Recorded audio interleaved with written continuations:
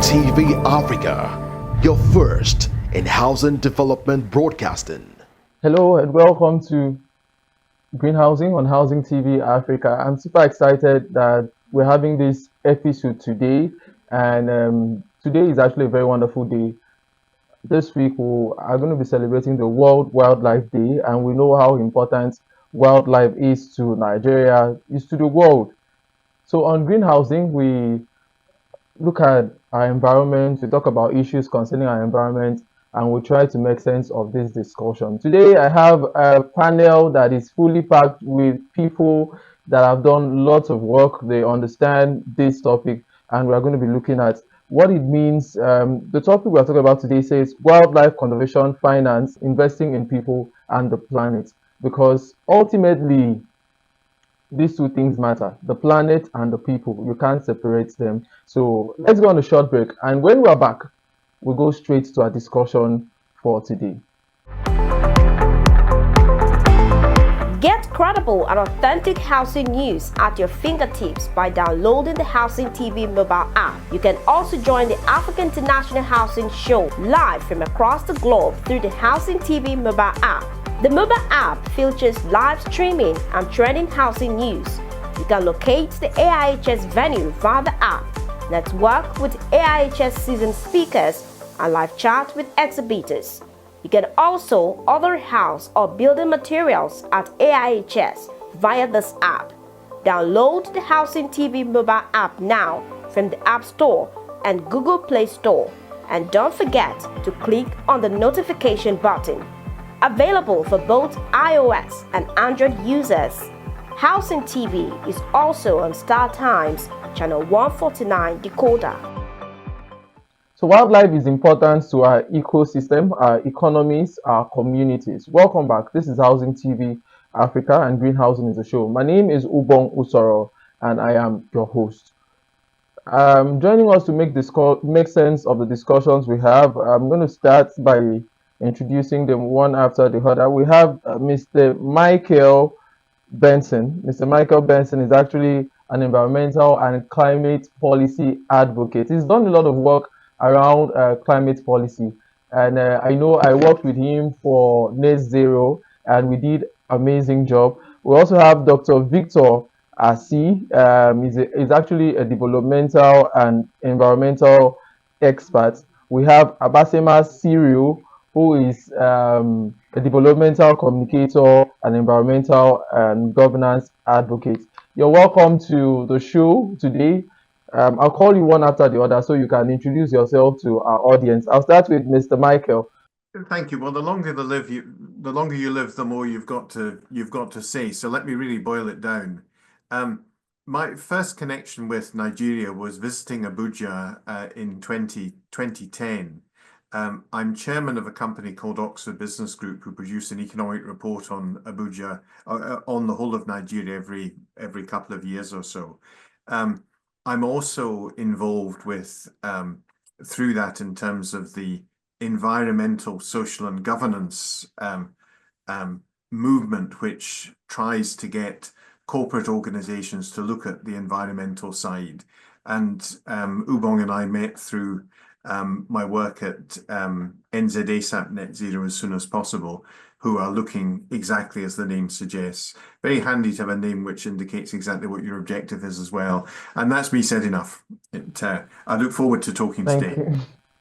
Thank you so much. Of course, you have a lot of talks to do today.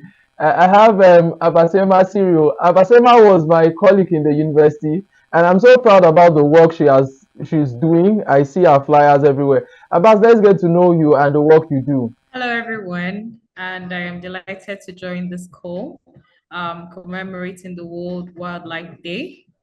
My name is Abasema Cyril, and I am a development communicator, an environmental and governance advocate. Like Ubong had mentioned earlier, I am devoted to ensuring that people get to know about the environment and get to really engage in diverse activities and ways that could help preserve the planet for not just our present generation, but for the generations to come. I work with a couple of NGOs down here in Akwa Ibom State to promote climate change awareness. Through education, and I also do a lot of community development around host communities in the Niger Delta area where oil is extracted. I look forward to the conversation fully. Thank you. Thank you so much, Abbas, for coming. And we have Dr. Victor Asi. He has quite an intimidating profile, so I'll let him do the talking. Dr. Victor, over to you, sir. Thank you very much. Good evening or good afternoon, everyone. Good afternoon, Michael and Abasema. It's a pleasure to be here once again. My name is Victor Asi, development and environmental expert with key interest professionally. I'm a medical sociologist by profession and a social worker. Over the years, I've been actively participating in research for the past 15 years, which center on One Health, zoonotic disease, social determinants of disease, and causation of disease, in particular reference to the environment, because we tend to look at the social determinants within the environment that can intrigue or influence the health of an individual in the society. So those have been some of my work in research for the past 15 years, and also part of the GCCI, Global Climate Change Initiative, that has been in existence for the past years, which I was anchoring in Akwa Ibom State before I traveled out to India. So recently I've been working on zoonotic disease, trying to look at disease, human-animal contact within the environment, deforestation, and climate change in relation to pandemic outbreak. Well, it's nice to be here. We'll discuss more when the time comes. Thank you very much. Okay, guys, so this is Green Housing on Housing TV Africa. Like I mentioned, we have a panel that is filled with people that actually know what they're doing. We have Mike. Mike has done lots of work in Africa, and I know he's not been in Nigeria for some time. We hope to see you soon. And we have Abasema. She's young and energetic. She read communications and she understands how we can actually push all of these things. And Mr. Victor Asi has actually done lots of great work, sociology, connecting communities, and getting all of these things done. Let's go to the crux of the matter today. Today, we want to talk about wildlife conservation finance, investing in people and the planet. When it comes to, I like to start with Abasema. When it comes to the issues of climate change, we talk about climate financing a lot.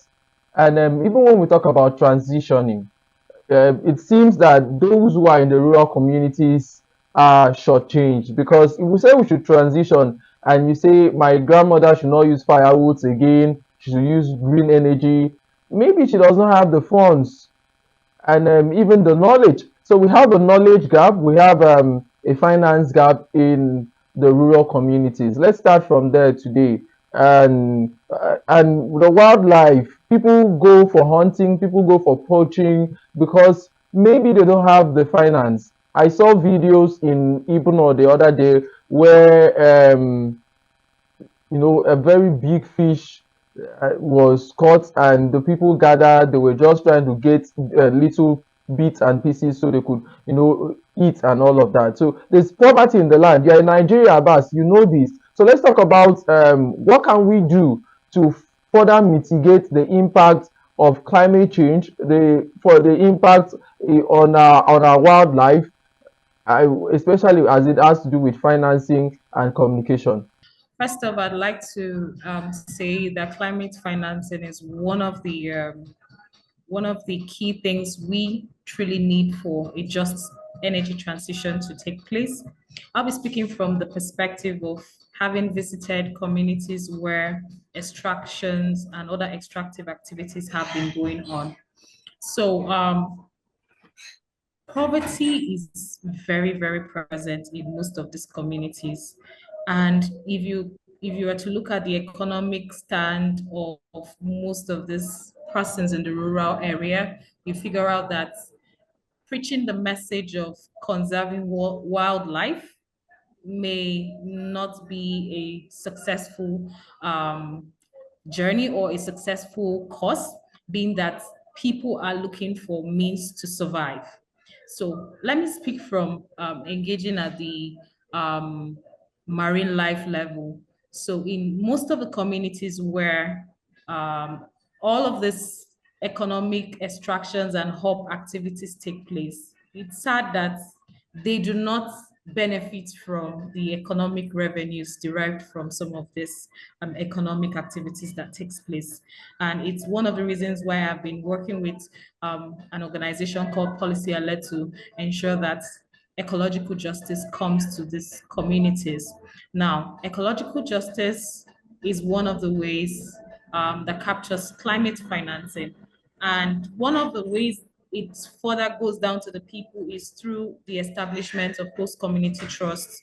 For the multinational companies situated in these communities, it's been established by the PIA law of Nigeria that these communities be given a percentage of the revenue generated from oil extraction to be reallocated back to the communities to help them prepare ahead, not just prepare ahead, help them adapt, help them remediate, and also help them settle issues around their communities that can help them, cut off from either going after conservations like the Stop Creek, which is located in Akwa Ibom State. So we have a situation where fishermen have to go further into the water bodies to go hunt down very, very wonderful species. You did mention that you saw a video the other day about a whale that was lying close to the shore and people were trying to get a chunk. This is what happens.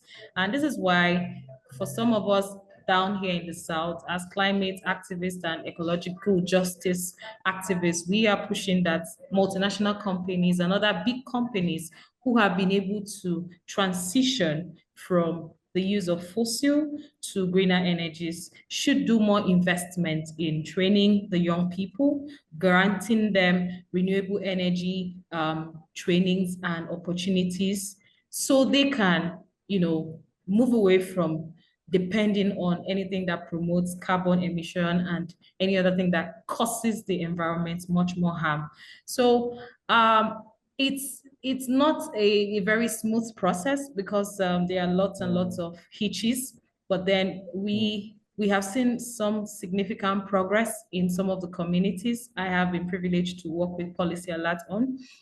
For some communities, they have started establishing host community trust funds, which has enabled the empowerment of fishermen on the coastal areas, empowerment of young boys and girls academically, tertiary level and at the secondary level. We've also seen an advancement in provision of basic materials like electricity and other simple things that should be accessible to community citizens. So it's not a smooth ride, but I'd like to say it's a journey. There's a It's lot an of progress has incremental been journey. made. Yes. Yeah, okay. Thank you. Wonderful. Michael, I come to you. You've done a lot of work about net zero. You've been so passionate about helping companies come into the understanding of climate change and what they can actually do to support climate change. Let's talk about wildlife. Have you done anything about wildlife financing? Have you thought about it? Where we look at these species that are endangered and pay people to preserve them. Have you thought about that line? Can you align it with the work you've done already? The motto at NZASAP is one sun, one planet, one people, and hey, let's not forget the animals. And there is a whole sentientism movement that recognizes that the community we have to protect here is the animals as well as the people. And you then look at the whole problem, and what we're about is we have to be realistic about what can be done. There are a number of tropes we have to avoid. One of which is I talk, you do, she pays. These are the kind of things we can't have. If it involves two other people, that makes it difficult. So the question is then, what can we do as individuals? And this is where our central aim is to look at the workplace, because I've seen so many pictures of 7-year-old children listening 100 in the classroom when somebody stands up and tells them all the ways they can save the planet. And that's great, but the planet starts getting saved when people decide how to spend their money. And the people that have the money are the people who do the jobs. Because when you get a certain amount of money, you can either give a lot to animal charities, you can afford to look after animals, or you can blow it all by flying to Europe to watch your favorite football team. And you know, these in fact are the choices that people have got to make. Animals are quite well supported by big charities. Now, just to make myself thoroughly unpopular in all quarters, I'm a little bit suspicious about big charities, because big charities tend to mean big overheads, big payroll, and everything else. And you've got to be very, very careful about that. And you've got to look, if you're supporting a charity, you know, the question you have to ask is, how much of this gets to the animals? You know, if it's an animal charity, how much gets the animals? How much gets stuck in London or Paris and never gets anywhere near the animals? So you want to get stuff that's close to the action. And you then come across the animal paradox, which is, you know, there were lots of horses when people rode them because they had a purpose. The other purpose animals have is as food. There wouldn't be a billion beef cattle in the world if there wasn't people eating them. So these become a bit tricky, but you get into the question of farming, where you've got a wonderful series of examples in Rwanda, if I may quote Rwanda to a distinguished Nigerian audience. But the number of people you see in Rwanda who are triumphant about the vegetables they have managed to harvest based on what they've managed to cultivate. So you have to say that if you're concerned about animal cruelty, you have to look at the idea of the plant-based lifestyle. And I think this is terribly important. And you know, I want to share a story even with my own climate group. We say, well, look, you know, when you've got your group of workplace climate ambassadors, we call them, and let's say you've got them dotted all across Port Harcourt, where it'd certainly be needed, or in lovely Abuja or busy Lagos. You say, well, look, let's have a get together, and they've just got to do two things. One is they've got to travel sustainably. So therefore, you get the chance to figure, is there a solar taxi firm in Abuja now using the sun, free, wonderful energy? Okay, well, maybe not, but maybe there's an electric taxi that actually is powered again from the sun. So it's a renewable source of power. And they say, okay, this is quite fun. We're going to get all these green taxis to go to the place. And they say, right, now then it's going to be a vegan menu. And they go, that's not any fun. I say, but this is the whole point. You know, you want to come in as environmental advocates. You know, the point is we all need to support each other. So if somebody's gone to all the time and trouble to set up a vegan restaurant in Abuja, you know, if the people that are interested in climate change don't come and support it, then who will? So these are the things that we have to look around and look at the green community coming together. And just my final point to make is to say, now look, to me, it's very simple. It's very, very, very, very simple. There is not a country in the world that, given what the president of COP in Azerbaijan called a gift from God, oil in the ground. There's not a country in the world that is not drilling it up. And arguably, you've got 224 million people in Nigeria, and they all need to eat and get on and generate revenues to at least have the choice of do they spend them in a green way or not. And the question then is, you're never really going to be able to get an oil producer with the chance to not produce. So how do we sort it? We'll talk about economics is we'll talk supply and about demand. that. Yeah, we'll talk about that because there's a lot when we talk about energy transition. There's a lot of thoughts concerning that very particular line. Let me come to you, Dr. Asi. You are a sociologist. You understand community engagement, and it seems our community have ingrained in them some animals that they must go after, and wildlife cruelty, hunting, it's seen as a thing of leisure, a thing of fun, and the elephant tusk in Nigeria is seen as a sign of power. So let's talk about that. How do we change sociologically? How do we change the narrative? Yeah, to start with, for us to have a sustainable environment and sustainable health, we need to have a sustainable wildlife education. Now, going by that, what do we mean by that? Because we will find out over the years, most of the pandemic, let me come into the area of health, most of the pandemic we have in the society today, all, when you trace it all, is as a result of human-animal contact. Because now there is a deforestation. Because of deforestation within our environment, the wildlife habitat has been disturbed by humans. You understand? So as a result of that, there is a migration of these animals from their natural habitat that has been disturbed by humans down into the human environment. Now, as a result of this contact, there tend to be more transmission of pathogens, outbreak that we have in the society today. Now, what can be done?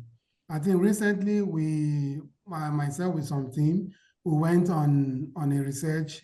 There's a community in Nigeria that eats bats. Now, because most of these hunting activities are cultural belief system. Now, as a sociologist, you can't go and tell them that your culture is bad. No, there are more important ways. There are more ways whereby you can educate the community, understand that this particular cultural activities, cultural behavior is a threat to human. Now, what can be done? You find out that over the years, we have this, like you said in your introductory part, that because of lack of finance, socioeconomic activity, especially for those in the rural areas, and because of the delicacy, people tend to go for the wild animals, the bush meat, because one, they don't have the resources to afford meat, the cow meat, they don't have the resources to afford the fish in the market. So the easiest way for them to get protein in their meal is to go for hunting. Now, going for this hunting in the long run tend to become a disadvantage to our health. So what we do as a sociology most times is that we go into the community, find what we do, we create awareness, letting the people know that, yes, we know that these animals are delicious. These have been a delicacy, but we also let them know the health implications, because some of these animals are carriers of pathogens, are carriers of diseases that we don't even know. So, and our frequent contact with them, our frequent consumption of these animals tend to become a risk to us. And in the long run, some of them tend to have these, these pathogens tend to build a resistance level for these pathogens. And that time you hear some say asymptomatic, most of them are asymptomatic because they build the resistance of this disease over the years. So what we do is go into the community, you observe, you know, by the time you observe and you know what the problem is, you tend to let them know that, okay, don't do this, do this. Like recently in Ebonyi State, they used to eat rats, rodent. And you know, rodent is the carrier of Lassa fever. But because of frequent health awareness program, letting them to know that there's a risk of you eating this rat. And thank God, our awareness has paid with for that, because recently when we went back again for studies, we find that a lot of people, 98% of the people don't eat rat again. Now they are now aware that rat consumption, rodent consumption, African giant rats are a risk to their health. So it's all about creating awareness, meeting the community leaders, try to create this awareness, educate them. And how do you do this? You don't just go into the community, you meet the community leader, you meet the chiefs, and you create this education. Let them know the health implications of this, the consumption of these animals. Because if they are aware, now they will make your job easier for you.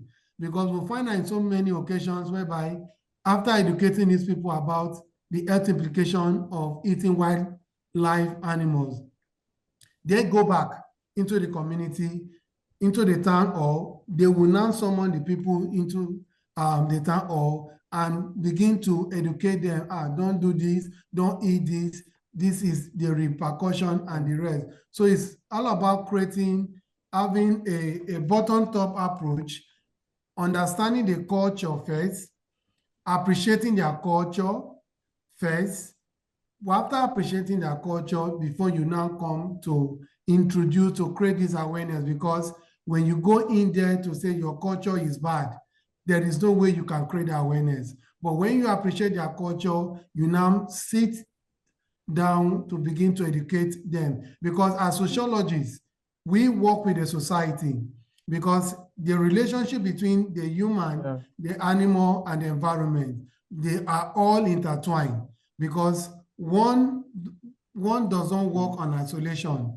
The human work within the environment is also within the human habitat. So they are all working together, and that's what we call the One Health approach. Okay, thank you so much. The next set of questions is just one question, but I'd like everybody to talk about it.